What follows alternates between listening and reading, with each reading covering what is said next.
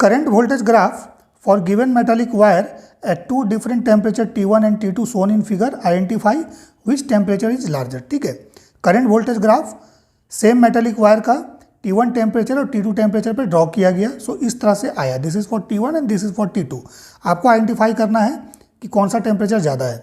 ठीक है, सो देखिए कोई भी मेटेलिक वायर अगर है मान लीजिए, ठीक है, इसका लेंथ अगर L मान लीजिए, L नॉट गिवन है initial length eight temperature T not. ठीक है, सो टेम्परेचर अगर आप चेंज करते हो सो इसका क्या होता है, रेजिस्टेंस भी चेंज होता है। Let coefficient of linear expansion is alpha, coefficient of linear expansion is alpha. So resistance किस तरह से चेंज होता है, that is R at temperature T is equal to R not. That means R not is the resistance at temperature T not. ठीक है, R not then 1 plus alpha then T minus T not, इस तरह का formula हमारे पास होता है। ठीक है, सो दैट मीन्स RT अगर देखिएगा so it is R not 1 plus alpha delta T है। ठीक है, सो इसमें देखिए अल्फा कांस्टेंट है, R नॉट कांस्टेंट है, इनिशियल टेम्परेचर ये भी कांस्टेंट रखा गया, सिर्फ इस T को वेरी किया गया। ठीक है, so that means temperature at resistance at temperature T is proportional to the temperature, किस टेम्परेचर पर इस रेजिस्टेंस को मेजर किया गया उसके प्रोपोर्शनल है।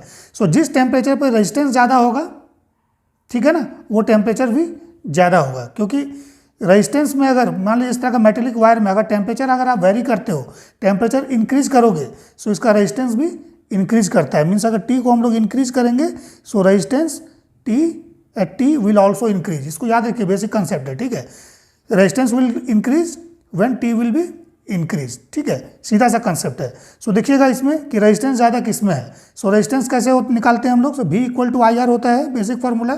सो रेजिस्टेंस का वैल्यू है V बाई I। ठीक है, सो इस ग्राफ के लिए I को आप कांस्टेंट रखिए, कीप I कांस्टेंट।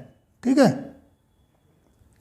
ठीक है, कीप I कांस्टेंट, या I हम लोग कांस्टेंट लिख दिए हैं। ठीक है, सो अगर I को हम लोग कांस्टेंट मानेंगे सो यहाँ पर R क्या हो रहा है, प्रोपोर्शनल टू V आ रहा है हमारे पास।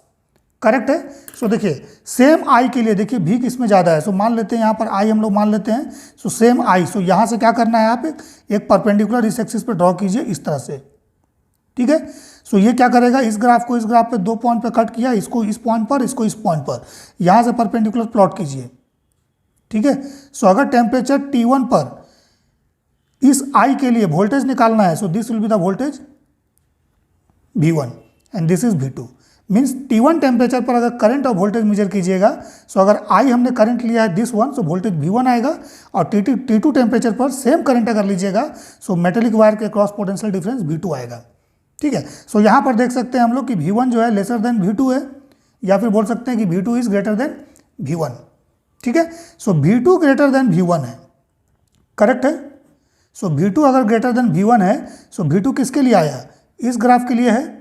सो इसका मतलब ये टेम्परेचर T2 क्या है, T1 से ग्रेटर है, बिगर है। ठीक है, so that means T2 is greater than T1।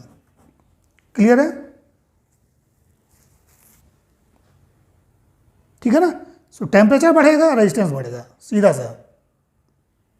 ठीक है।